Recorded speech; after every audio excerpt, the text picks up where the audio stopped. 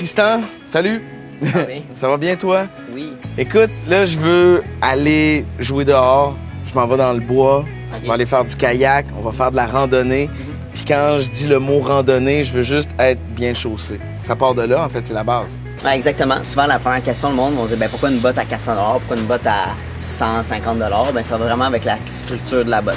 Donc, le prix est en rapport avec la rigidité puis la solidité Exactement, de la botte. OK. Et on va avoir une botte qui va être plus légère. Donc, c'est sûr que quand on va marcher pendant des longues heures, le 1-2 livres de plus sur la botte ou de moins va paraître sur la fin de notre journée si on est raqué ou non. Là. Souvent, on va avoir des chaussures qui vont être imperméables. Donc, c'est une qualité qu'il faut vraiment regarder dans la chaussure. Fait que celui-là, c'est un modèle qui est vraiment universel. Oui, c'est un modèle qui est universel. Donc, on a une botte qui est légère.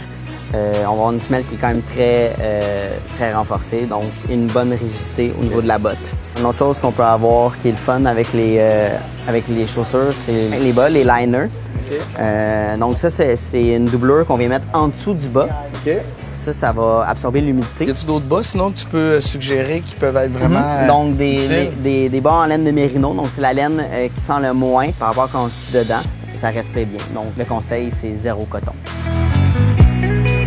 Les coupes-vents, c'est important. Ouais, c'est important. On a des modèles comme celui-ci qui ça va être un enduit. Donc en fait, ils vont un peu comme la peinture. Donc ça va protéger contre le vent et la pluie. Sinon, quand on va quelque chose d'un peu plus haut de gamme, on va avec un produit avec une membrane.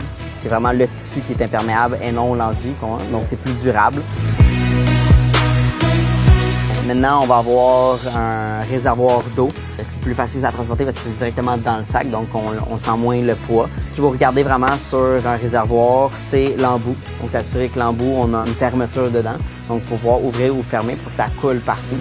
Comment on fait pour savoir si le type de randonnée qu'on va faire nécessite un bâton? Ça va être soit si on a une randonnée qui est à pic ou qui descend beaucoup. Okay. Parce qu'en fait, un bon bâton de marche va nous aider au niveau de nos genoux.